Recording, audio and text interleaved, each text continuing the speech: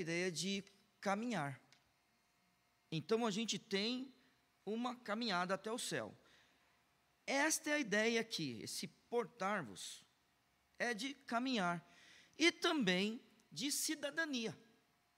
Então olha só, no Império Romano, e esta cidade, Filipos, era uma colônia romana. No Império Romano, as pessoas se orgulhavam de ser cidadãos romanos. Então vamos só para os irmãos lembrarem de uma ideia muito importante. Paulo poderia ser crucificado? O apóstolo Paulo, ele poderia ser crucificado na sua morte para morrer? Não. E Pedro? Pedro poderia. Tanto que tem a tradição dele ter sido crucificado. Aqui. Capítulo 3. Isso, verso 17. Mas sede também meus imitadores, irmãos, e tende cuidado, segundo o exemplo que tendes em nós, pelos que assim andam. Porque muitos há, dos quais muitas vezes vos disse, e agora também digo, chorando, que são inimigos da cruz de Cristo, cujo fim é a perdição, cujo Deus é o ventre, e cuja glória é para a confusão deles, que só pensam nas coisas terrenas, mas a nossa cidade está nos céus. Então, a ideia de uma cidadania celestial não está somente aqui no verso 20 do capítulo 3, mas também está no verso 27 do capítulo 1. Somente deveis portar-vos dignamente conforme o evangelho de Cristo. Então, olha só, vamos lembrar de uma coisa. Sempre que a gente pensar na nossa vida como crente, do que a gente precisa é do evangelho, tá, irmãos? A nossa caminhada necessita do evangelho. Nós, caminhando nessa terra, nós precisamos do evangelho. Por quê? Porque a gente não é daqui. Então Cristo vem e estabelece o reino, irmãos. Ele estabelece o reino. Só que o reino, irmãos, ainda não está cumprido na sua plenitude, mas já está aqui. Eu sei que alguns, e pessoas que eu respeito até, diz que a gente, como igreja, sinaliza o evangelho. Tem gente que fala assim, tá? A gente sinaliza o evangelho. E sinalizar o evangelho não é o evangelho. Ele usa a ideia, essas pessoas usam a ideia de uma placa. Por exemplo, uma placa. A gente está chegando em São Paulo, está escrito São Paulo, a 100 quilômetros. Aquela placa sinaliza que está chegando em São Paulo, mas não é São Paulo. Isso que eu não concordo com ele. Com eles, né? Que muitos pensam nisso. Eu ensino essa igreja, e o pastor Viana também, nós ensinamos essa igreja, que o reino já chegou, só que ele é como um grão de mostarda. Mas mesmo assim, a gente com consciência de cidadão celestial, a gente tem que viver conforme o evangelho. Então tem que haver dignidade na gente. Não é só na vida dos filipenses, essa carta chegou até a gente. E aí agora vai mudar um pouquinho, porque Paulo está escrevendo, está preso, e tem certeza que um dia estará com eles. Lembra disso? Lembra? Somente deveis portar-vos dignamente conforme o evangelho de Cristo, para que, quer vá e vos veja, quer esteja ausente. Aí ele fala assim, ouça acerca de vós. Capítulo 2, verso 19. E espero no Senhor Jesus, que em breve vos mandarei Timóteo, para que também eu esteja de bom ânimo, sabendo dos vossos negócios. Então, nesta carta, já está sendo avisado que Timóteo será enviado. Verso 24, mas confio no Senhor, que também eu mesmo, em breve, irei ter convosco. Então, não importa se Timóteo, vamos agora parafrasear aqui, mudar um pouquinho, não importa se Timóteo vai chegar antes da minha ida. Aí ele diz assim, lembra? Ele fala assim, para que quer vá e vos veja, quer esteja ausente, então se Timóteo voltar antes de eu estar solto, porque eu vou lá, eu estarei com vocês. Verso 24 do capítulo 2, verso 26 do capítulo 1, tá? Então, guarde aí. Quando você for ler Filipenses, e durante esse nosso estudo, o apóstolo Paulo, ele tem certeza que vai lá. Mas, de qualquer forma, é aquele negócio, né, pastor Viana? A gente tem um monte de certeza, mas a gente vai cuidar da igreja, a gente sabe que amanhã a gente pode não estar aqui. Então, tudo sempre está preparado. Ou eu, ou o senhor, ou alguém. Essa é a nossa vida. Mesma coisa na nossa casa. Você está com sua esposa aqui, está com seu marido.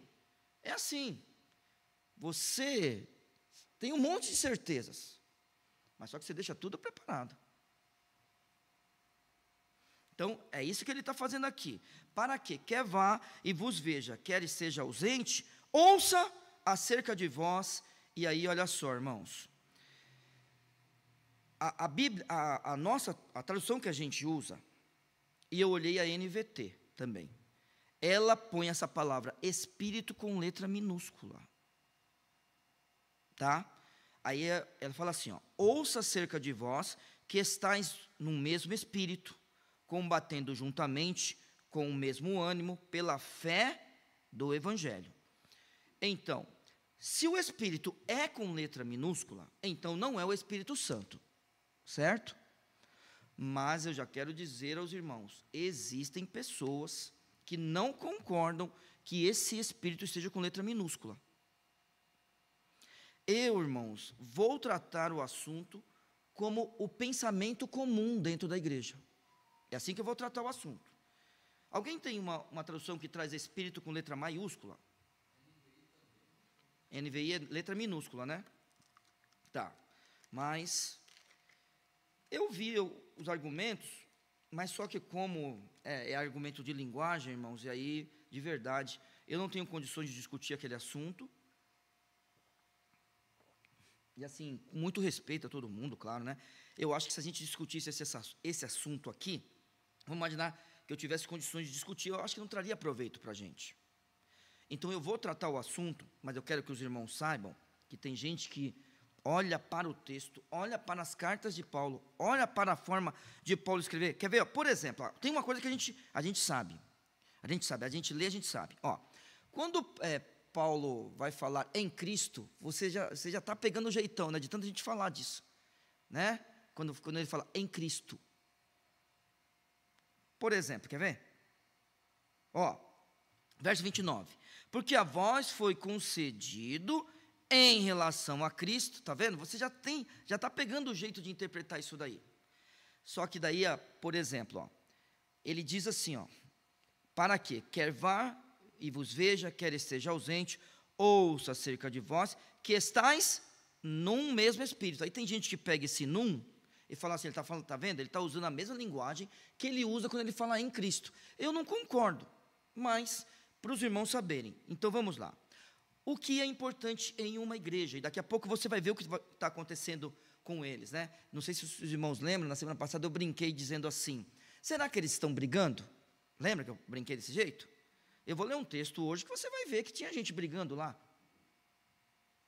Você deve até saber o nome delas, certo? Mas se você não sabe o nome delas, você vai saber essa noite. Né? Que tinha gente brigando em Filipos? Claro que tinha. Agora vamos ver aqui, olha só. Ele fala assim, quer vá e vos veja, quer seja ausente, ouça acerca de vós, que está num mesmo espírito, irmãos, com o mesmo pensamento, todo mundo. Na verdade, vamos lembrar, uma igreja, ela não pode ser democrática.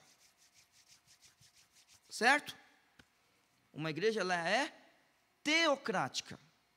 Quando a Bíblia fala, a igreja se submete.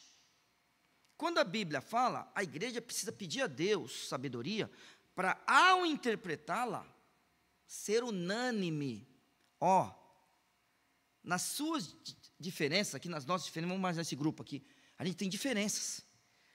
Nessa diversidade de ideias, essa diversidade de viver em Cristo, a gente tem que ser unânime na igreja. Então, ele quer que eles estejam no mesmo espírito, combatendo juntamente com o mesmo ânimo pela fé do Evangelho. Agora, combatendo o quê? Será que eles estavam brigando? Então, agora olha só, irmãos. Vai para o capítulo 4.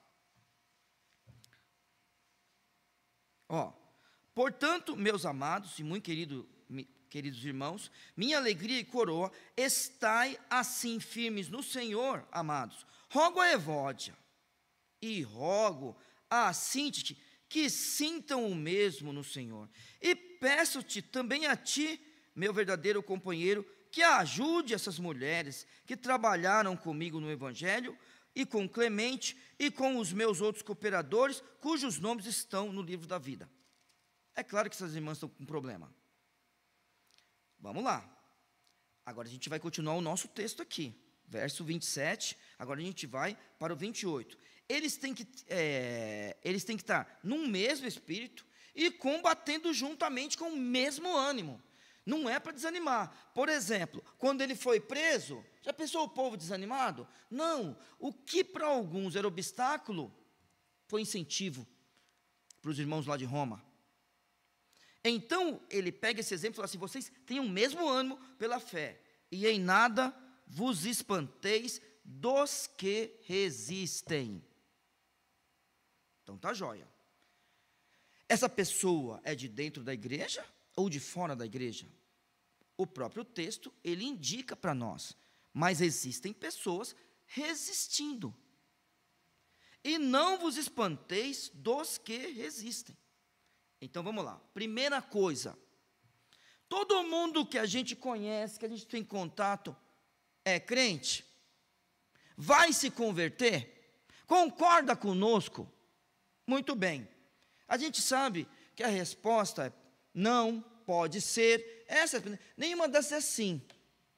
E dentro da igreja, dentro do corpo local, com temor, hein? Todos são salvos? Todos são trigo.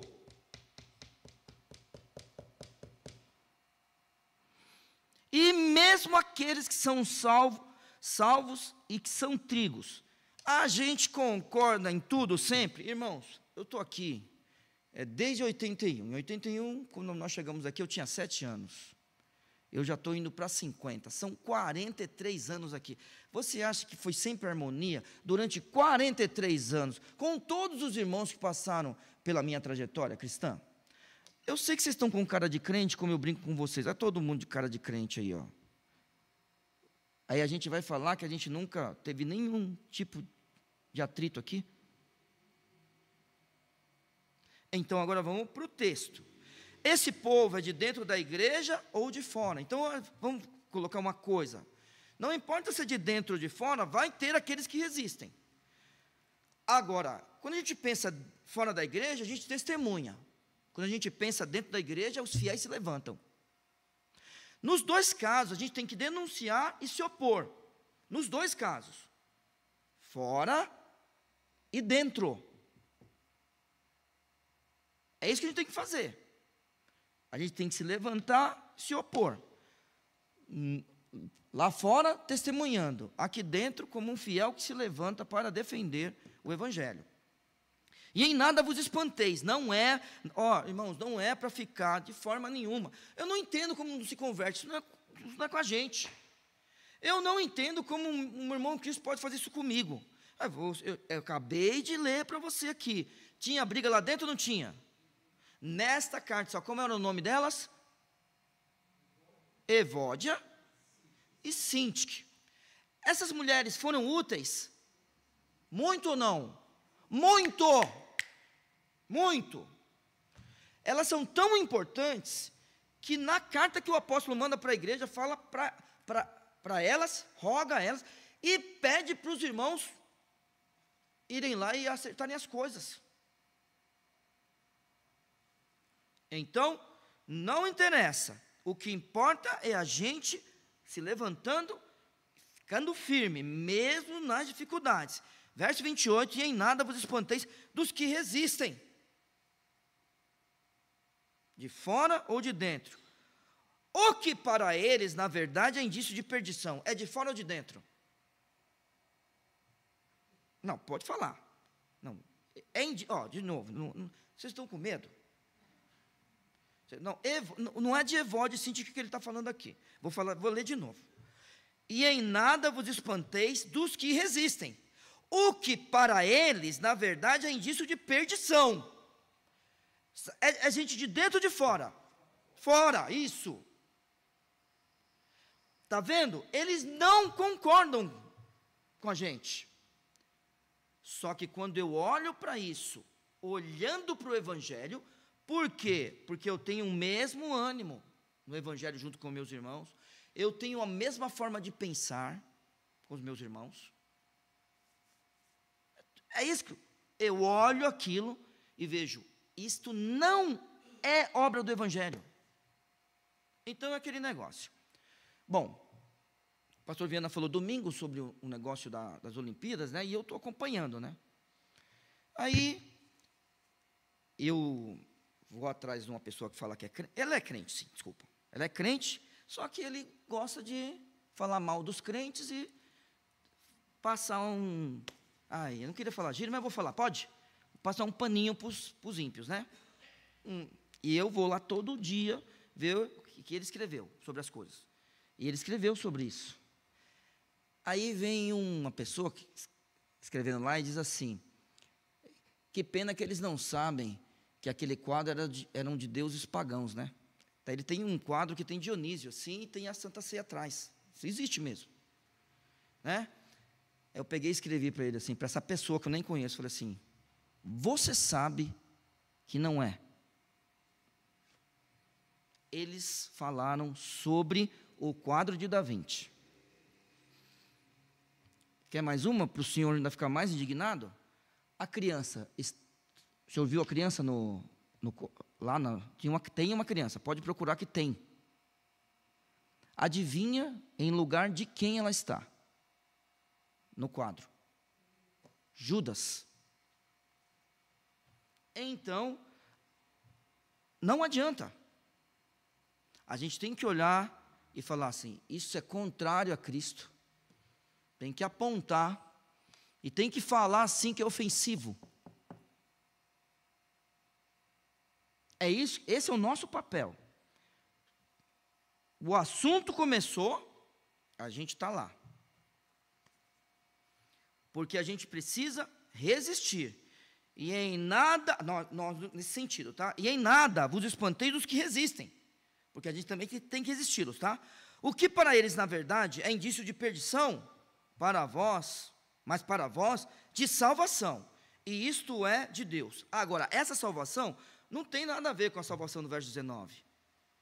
Aqui ele está falando de perdição e de salvação na pessoa de Deus.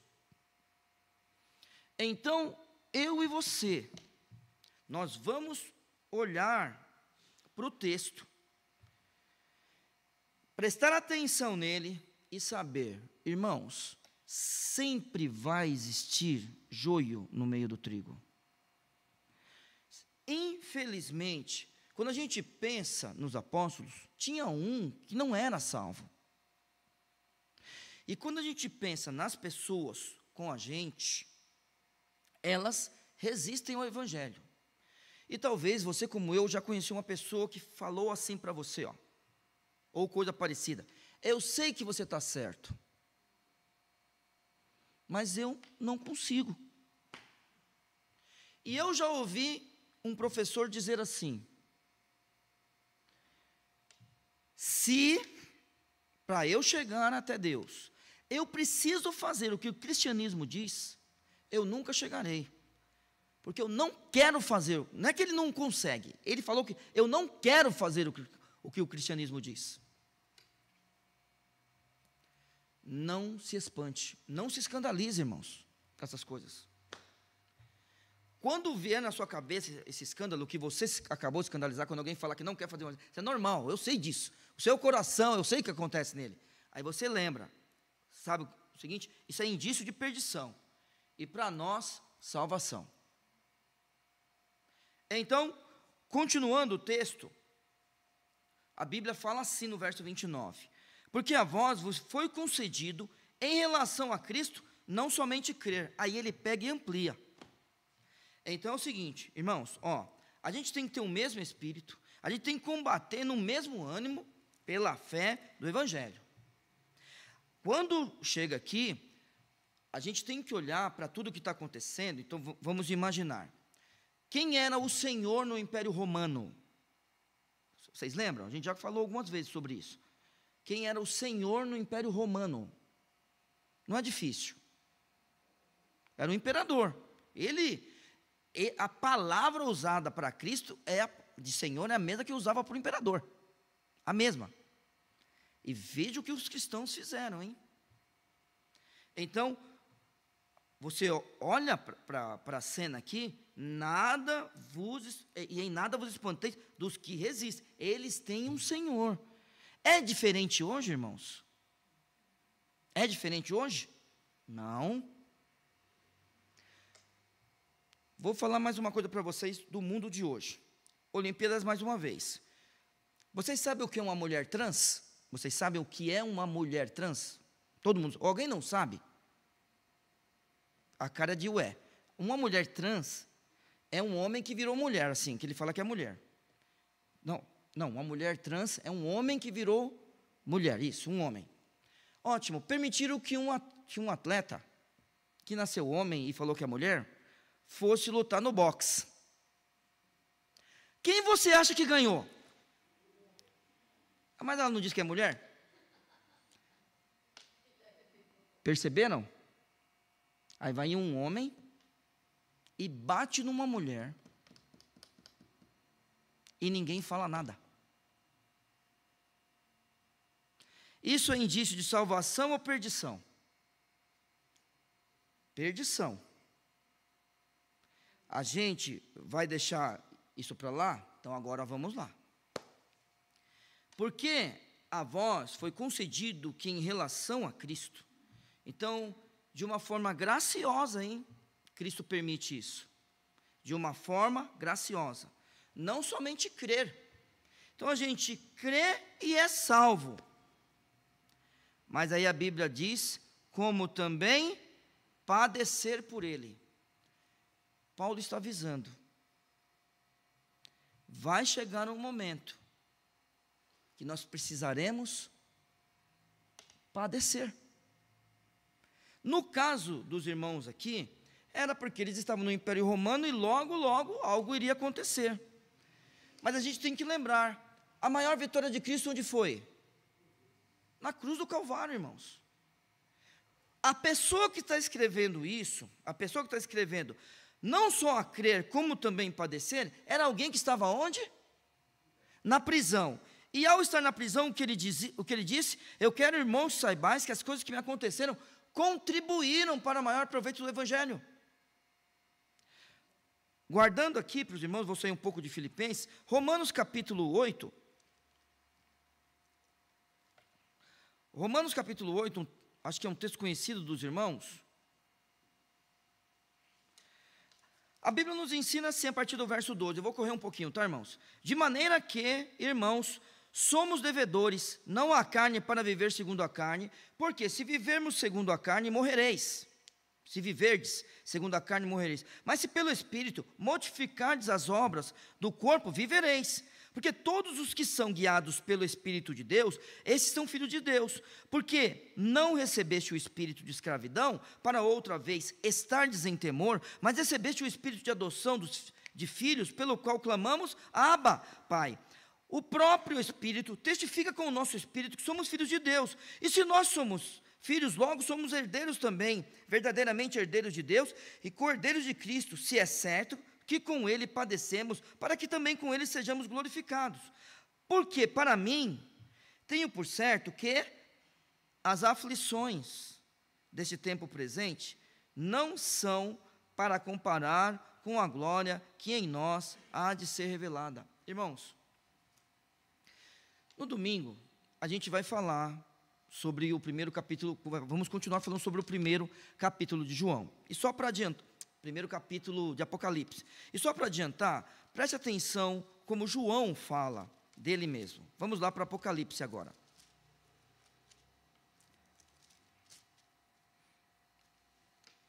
Apocalipse capítulo 1, verso 9.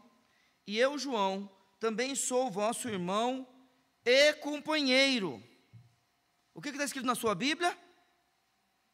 na aflição. Não vou ler todo o versículo, só porque já cheguei. É isso, irmãos. Só que é concedido por Cristo. Você percebeu? Verso 29.